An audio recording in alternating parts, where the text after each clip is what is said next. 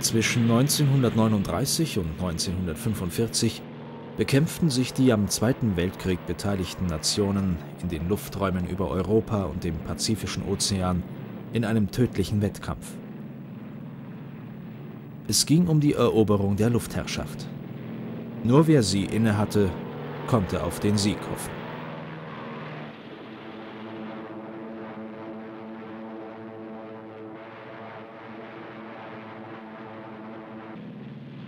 Der Kampf in der Luft wurde zum einen von der Qualität des Flugzeuges und zum anderen von den Fähigkeiten und dem Mut des Piloten beeinflusst. Der Luftkrieg des Zweiten Weltkrieges hatte bereits Jahre zuvor auf den Reißbrettern der Flugzeugingenieure und Militärs begonnen. Ihre Visionen und Vorstellungen von den technischen Möglichkeiten wurden in Laboratorien, Versuchswerkstätten und von Testfliegern tausendfach durchgespielt.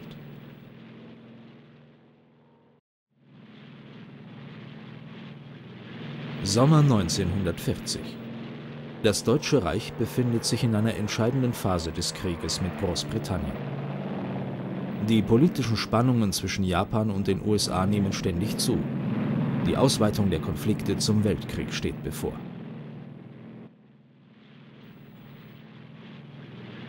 »13. August 1940. Das deutsche Oberkommando nannte diesen Termin Adlertag. Es war der Beginn der Luftkriegsoffensive gegen England. Der taktische Auftrag der Luftwaffe lautete, die britischen Jäger auf ihren Flugplätzen überraschend anzugreifen und möglichst am Boden zu zerstören. Des Weiteren sollten Radar- und Industrieanlagen bekämpft werden. Die Me 109 sollte dabei die britischen Hurricane und Spitfire in Luftkämpfe verwickeln und so den Weg für die Bomber und Stukas freihalten. Die Briten ihrerseits griffen aber nur die Kampfflugzeuge an, ohne sich mit den überlegenen Me 109 einzulassen.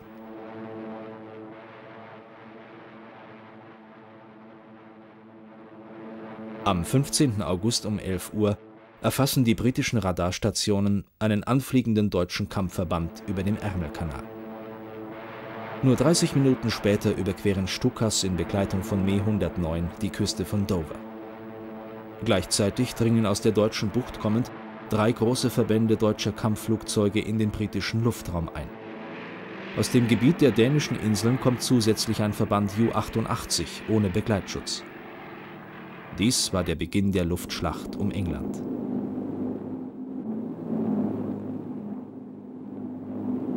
Die Junkers Ju-88 war eine Weiterentwicklung der Ju-87, des Stuka. Der Mittelstreckenbomber mit der Geschwindigkeit eines Jagdflugzeuges bildete das Rückgrat der deutschen Kampfflugzeuge. Die an sich geniale Ju-88 hatte aber leider keine Heckverteidigung, das heißt, sie konnte sich gegen Angriffe von hinten nicht wehren.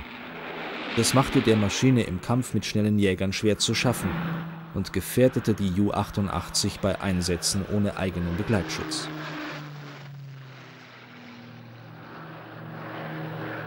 Bei Luftkämpfen in großer Höhe setzten häufig die Vergasermotoren der Spitfire und Hurricane aus. Die Einspritzmotoren der Me 109 hingegen nicht. Dies bescherte den deutschen Jägern einen enormen Vorteil. In den meisten Luftkämpfen blieben sie deshalb Sieger. Die Me 109 standen aufgrund ihrer geringen Reichweite immer vor der Alternative, entweder bei den eigenen Bombern als Schutz zu bleiben oder sich auf den Luftkampf mit den Briten einzulassen. Beides konnten sie nicht. Hermann Göring, der Oberbefehlshaber der Luftwaffe, beging nun einen schweren taktischen Fehler. Er ordnete an, dass die Jäger bei den tiefliegenden Bombern bleiben müssen. Dadurch verloren die Me 109 ihren entscheidenden Höhenvorteil gegenüber den britischen Jägern.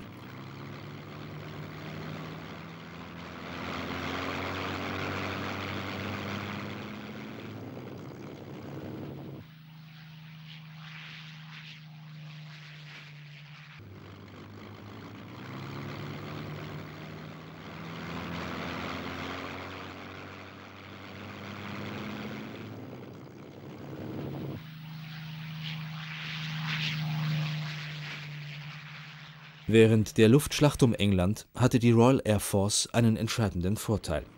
Abgeschossene Piloten gingen sofort wieder in die Stützpunkte und erhielten ein neues Flugzeug. Die deutschen Flieger hingegen konnten nicht ersetzt werden. Sie gingen in Kriegsgefangenschaft. Außerdem verfügten die Briten über zwei unterschiedliche Jägertypen. Die relativ einfach zu fliegende Hurricane diente zunächst zum Anlernen neuer Piloten. Später wurde dann auf die bessere, aber auch schwieriger zu fliegende Spitfire umgestiegen. Durch die unsinnige Anordnung von Göring konnten die Me 109 ihre überlegenen Fähigkeiten nicht ausnutzen. Den britischen Jägern gelang es daher, die deutschen Bomber von ihren militärischen Zielen abzudrängen. Danach beging die deutsche Führung ihren nächsten, noch schwereren Fehler. Die Bomber wurden nun gegen London und andere englische Städte eingesetzt. Diese aus militärischer Sicht völlig sinnlosen Angriffe führten nicht nur zu hohen auszehrenden Verlusten, sie stärkten auch noch den Durchhaltewillen der englischen Zivilbevölkerung. Am 17. September 1940 wurde von Adolf Hitler die Operation Seelöwe aufgrund zu hoher Verluste auf einen unbestimmten Termin verschoben. Nach der dreimonatigen Schlacht hatte die Luftwaffe 1733 und die Royal Air Force 915 Maschinen verloren. 8 Monate später, am 10. Mai 1941, greift die Luftwaffe zum letzten Mal London mit 507 Bombern an. Dieser Angriff ist bereits ein Ablenkungsmanöver für den bevorstehenden deutschen Präventivschlag gegen die Sowjetunion und dient nicht mehr den Vorbereitungen zu einer deutschen Invasion an der Südküste Englands. Die meisten der beteiligten Maschinen werden bereits kurz nach dem Angriff in ihre Bereitstellungsräume an der Ostfront verlegt. Der Blitz über London, so wurde dieser letzte Angriff genannt, hat keine militärische, sondern nur eine rein taktische Grundlage.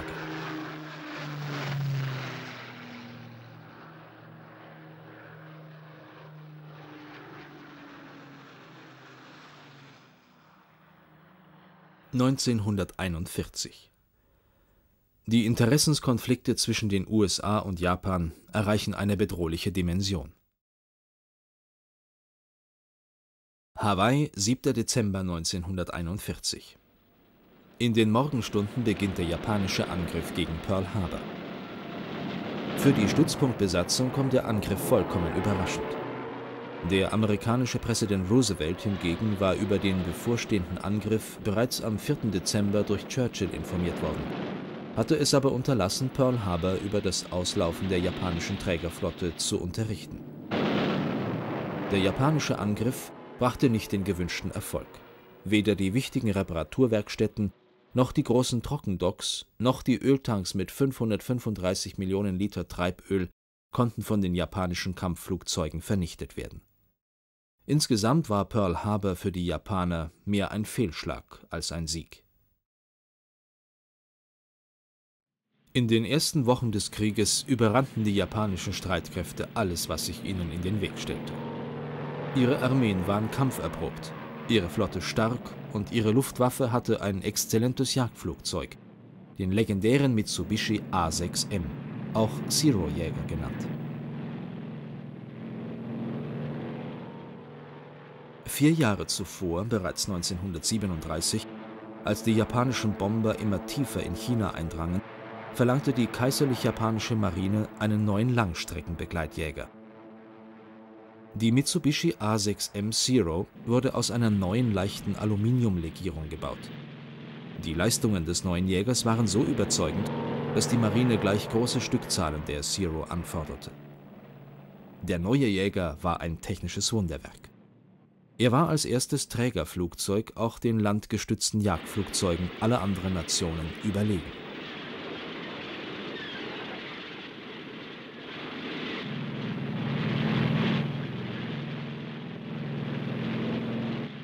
Das Gegenstück zur Zero in der US Navy war die Grumman F-4F Wildcat. Der Konstrukteur hatte beim Bau des Flugzeuges großen Wert auf die Sicherheit des Piloten gelegt. Dementsprechend war die Wildcat schwer gepanzert, langsamer und in ihren Flugmanövern schwerfälliger als die Zero. Der Mitsubishi-Jäger hingegen entpuppte sich als tödliche Falle für den Piloten, wenn die Maschine erst einmal getroffen war. Die Zero hatte zugunsten einer maximalen Reichweite und einer höchstmöglichen Geschwindigkeit Weder eine Panzerung noch wurden die Benzintanks ausreichend gegen Feindbeschuss gesichert. Die militärisch einfältige Denkweise der japanischen Führung hatte den Wert eines gut ausgebildeten und erfahrenen Piloten vollkommen außer Acht gelassen. Eine Vorgehensweise, die sich im weiteren Verlauf des Krieges noch bitter rächen sollte. Im Frühjahr 1942 gelang es den Amerikanern, eine fast unbeschädigte notgelandete Zero in die Hände zu bekommen. Der japanische Jäger wurde zu Grumman Aircraft in die USA transportiert und dort eingehend untersucht. Die Auswertung dieser Erkenntnisse beeinflusste dann das Profil für einen neuen US-Jäger, die Grumman F-6F Hellcat.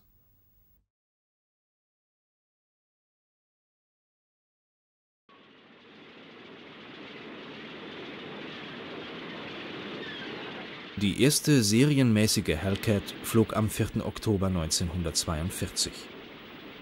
Lieutenant Commander John Thatch bestand noch vor dem ersten Flug auf einer verbesserten Steigfähigkeit und höheren Endgeschwindigkeit der Maschine.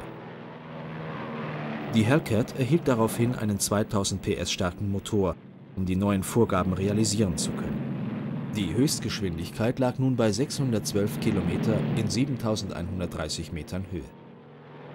Ihre relativ schwere Bewaffnung mit 6 12,7 mm MGs in den Tragflächen verliehen ihr eine gewaltige Feuerkraft. Obwohl die Hellcat im Vergleich zur Zero natürlich immer noch schwerfällig war, konnte sie aber diesen Nachteil durch ihre starke Bewaffnung mehr als wettmachen.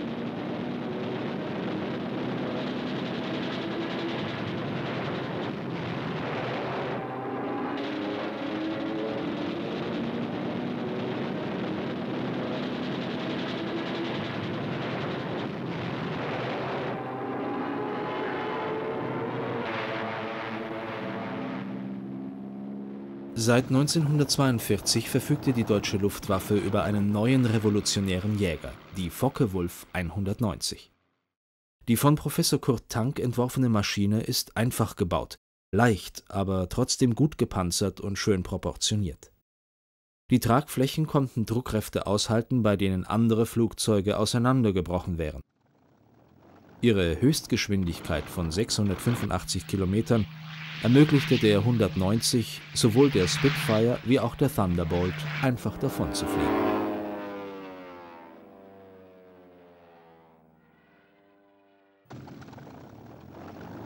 Um ein Mittel zur Bekämpfung der neuen Focke-Wulf 190 zu bekommen, glaubte die Royal Air Force auf eine bereits im Jahre 1940 gebaute Maschine, die Hawker Typhoon, zurückgreifen zu können.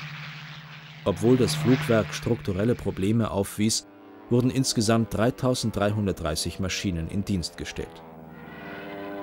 Die Typhoon war in ihrer Rolle als Abfangjäger eine herbe Enttäuschung. Den hohen Anforderungen des Luftkampfes konnte sie nicht annähernd gerecht werden. Sie wurde deshalb zum Jagdbomber umfunktioniert. Die Royal Air Force verlor durch diese Maschine viele gute Jagdpiloten. Einem Vergleich mit der 190 konnte sie nicht einmal im Ansatz gerecht werden. Viele Typhoons stürzten ohne Feindeinwirkung ab.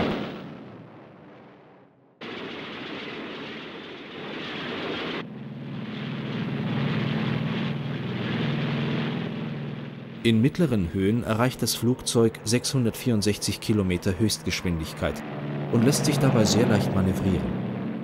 In größeren Höhen jedoch verliert der Allison-Motor so viel an Leistung, dass die neue Maschine der deutschen Me 109 deutlich unterlegen wäre.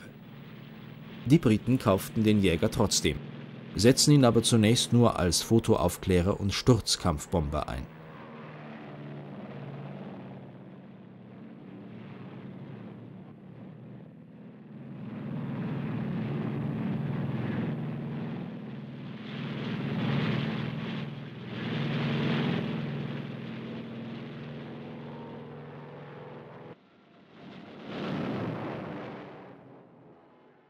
Das neue Jagdflugzeug trägt zu dieser Zeit noch mehrere Namen. Das US Army Air Corps nennt die Maschine Apache, North American Aviation bezeichnet sie als P-51 und die Briten nennen den Jäger Mustang.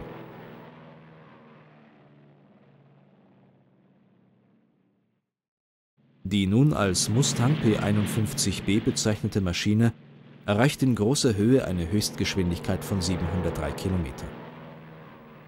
Der Spritverbrauch ist wesentlich günstiger als vorher. Die Mustang kann nun mit Zusatztanks ausgerüstet die amerikanischen Langstreckenbomber auf ihrem gesamten Flug begleiten. Am 1. Dezember 1943 werden die ersten Merlin Mustangs an die 8. US-Luftflotte ausgeliefert.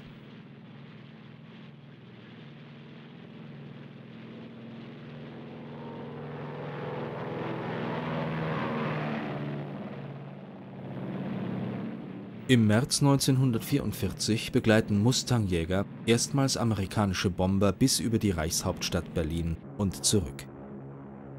Mit dem Erscheinen der P-51 hatten die Alliierten endlich den so lang erhofften fähigen Langstreckenbegleitjäger.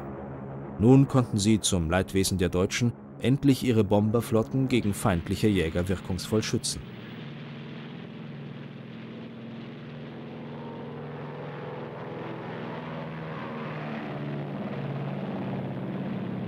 Der ursprüngliche Einsatzplan der Mustangs wurde alsbald geändert. Die Jäger begleiteten die Bomber nicht nur bis zum Ziel, sie erhielten sogar über dem Operationsgebiet die Order zur freien Jagd. Die schnellen Jäger stürzten sich nun auf alles, was sich am Boden bewegte. Fabrikhallen, Eisenbahnzüge und alle Art von Fahrzeugen wurden beschossen. Mit ihren Bordwaffen begannen viele Mustangs auch damit die Jagd auf Zivilpersonen zu eröffnen. Dieses verbrecherische Verhalten der US-Piloten ist nicht mit dem Jagdfliegerkodex vereinbar und liegt wie ein schwarzer Schleier über dem so wunderbar fliegenden Jäger. Die alliierten Langstreckenbomber begannen nun damit, unter dem Schutz der Mustangs eine deutsche Stadt nach der anderen in Schutt und Asche zu legen.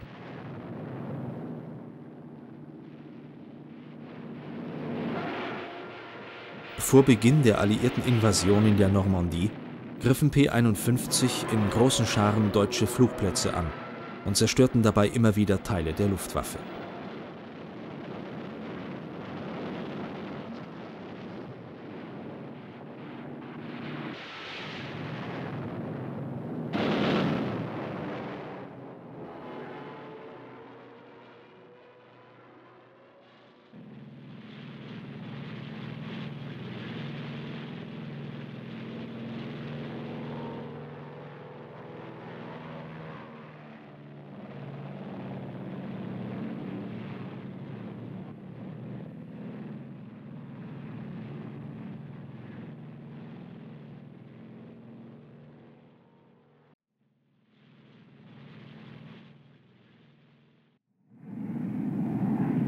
Die Me-262 beendet im Juli 1944 abrupt die technische Vorherrschaft der Mustang.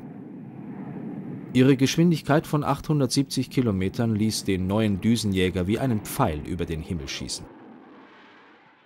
Wieder hatten die Deutschen den technischen Wettlauf klar für sich entschieden und waren dem Gegner diesmal weit davongezogen. Das nahende Kriegsende, die zu geringen Stückzahlen dieses neuen deutschen Jägers konnten jedoch keine Wende mehr im Luftkrieg zugunsten der Deutschen bewirken.